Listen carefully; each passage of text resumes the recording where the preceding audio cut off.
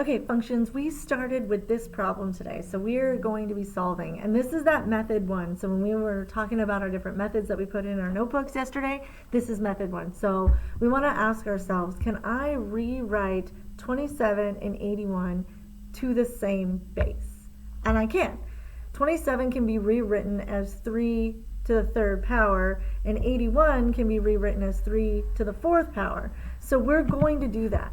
So we're going to go ahead and rewrite them as the same base.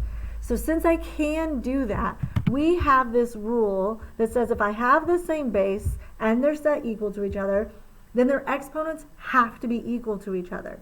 So what I can do now is I can actually just cancel out my bases and just worry about the exponents, because right now all I'm solving is for x. And so since I know that these are equal to each other, I can just set them equal to each other. And now I'm going to solely focus on those exponents. And now it's just a regular old solving. I'm going to distribute the 3 on that side and distribute the 4 on that side. And then I'm going to get all my x's on one side and all my numbers on the other side. And since I like to keep my x's positive, I'm going to move the 12 over and the 8 over. And I end up with negative 23 is equal to 8x. I divide both sides by 8, and I get negative 23 over 8. Now, you could give me the decimal answer, or you could just leave your answer there. Either one works. So that is how you would do that. Maybe you get a whole number next time, maybe you don't. I made this up today. So just let me know if you have any questions, but that's what we're doing. Okay, so now we have some solving logarithmic equations. Maybe write the bold. But basically what it's saying is step 1 is we are going to want to condense our logarithms to get down to 1 log, or as few logs as possible. That might be meaning 1 log on one side equals a number on the other side, or 1 log equals 1 log, so that we can use step 2, which will help us solve. So we are going to do that. So we're going to solve some equations. So the first one we've got is log base 3 of x plus 1 to the 5th power equals 3. And we want to give it an exact solution. So if your homework asks for an exact solution, they are not looking for a decimal answer. They're looking for something that probably isn't going to work out totally. I don't think we have anything like this on the test, but we will have it in our homework. So I just want to give you a heads up. Okay, so if we're doing an exact answer, there's our problem, and I want to rewrite that. So right here, I have log base 3. I know that a logarithm always equals a power, and this is my answer. So I can just rewrite this as an exponential. So 3 to the 3rd equals x plus 1 to the 5th power. X plus 1 to the 5th power equals 3 to the 3rd. Then it's just solving at this point. I need to figure out what 3 to the 3rd is. Well, that's 27. Now I've got this equals that. Well, that's not so bad. I can take the 5th root of both sides, and this cancels. These cancel out, and I'm just left with x plus 1. So I get x plus 1 is equal to the 5th root of 27. So the 5th root of 27, not a perfect root. If it were the 5th root of 32, yeah, we could put 2. But since it's not, we're just going to leave it right there. We're going to leave it as the 5th root of 27. Now I just need to get the x by itself, so I'm going to subtract 1 from both sides. And I end up with the exact answer of the 5th root of 27 minus 1. So that's what it's looking for, an exact solution.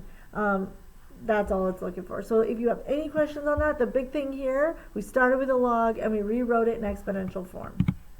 Okay, so now we're going to solve this one. And this is the first time we've seen this many logs with an equal sign. So the first thing we're going to want to do is we want to condense it. We want to make it smaller. We need to combine those logs. So we're going to use the log properties to condense the problem. Well, I've got a plus sign between here, so that means I'm going to apply the product rule, which tells me if I'm adding the same bases, then I'm actually just multiplying these two things. So I'm going to rewrite it as log base 8 of 3 times 2x plus 5. And then that's going to equal log base 3 of 33. So now I just have to do that. But now I've got this log and this log are the same. And since I know this rule, that if I have the log of the same base is equal to the log of the same base, then x is equal to y, then really this 3x times 2, this 3 times 2x plus 5 is going to be equal to 33. And I can just drop the logs and focus on what I'm solving for because I know that rule. So we're going to cancel those logs out. So now I'm just going to distribute that 3.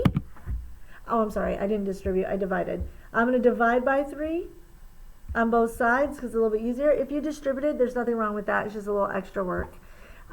Divide by 3 on both sides because 3 definitely goes into 33 evenly. And then I'm just left with 2x is equal to 6 and x is equal to 3. If you have any questions, please let me know. But otherwise, this is condense and then cancel when we can. We can also check it, so we know that when we have addition here, we're just multiplying, and 11 times 3 does equal 33, so we're good. All right, so now we have another one. We've got log base 3 of 2x minus log base 3 of 3x plus 15, and that's going to equal -2. So again, we want to use those log properties to condense the problem, and since I have a minus sign, I know that this is going to be the quotient rule, which is going to say that this is the same base, but it's going to be 2x over 3x plus 15. And then it's still going to equal -2. We didn't do anything with that. But now I'm down to 1 log. I have one number here, and I have a solution. So now I can just rewrite it as an exponential. So we get 3 to the -2nd is equal to 2x over 3x plus 15. Now I'm just going to solve. Again, I can't have any negative exponents, so I'm going to make my exponents positive. Okay, so here we have, so this 3 to the -2nd power turns into 1 over 3 to the 2nd power. And then I didn't do anything with this, which is equal to, when I do that work, 1 over 9, which is equal to this. Didn't do anything with that. Now I've got to start solving. So now I'm going to be just solving this problem right here. So what I'm going to do is I'm going to get rid of this denominator, and since I'm dividing by 3x plus 15, I'm going to multiply both sides by 3x plus 15. And 3x plus 15 times 1 is just 3x plus 15, so that's how I got that here, over 9. And these cancel out.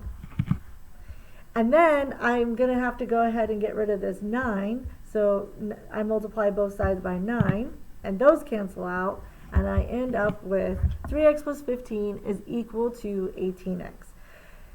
If you know a shortcut, you're welcome to use it. I just don't teach any shortcuts. So we get 3x plus 15 is equal to 18x. I need to get my x's on one side. I'm going to subtract 3x on both sides. And I end up with 15 equals 15x. So x is equal to 1. Okay, I think that was my final example. Yep. So if you have any questions, please come into class with those questions. I know that this part right here is kind of smushed together, so I have a lot of work there. So if you have questions on this part, please let me know. Otherwise, I will see you all tomorrow. Don't forget, the test is on March 4th. So we will be taking that test. There's 2 parts. There's a non-calc part and a calc part. You should be able to start part 3 now. I'm trying to think. There aren't many things that you can't do now. I think you have learned all the things you need to learn. We're just going to be practicing. So I will see you all tomorrow.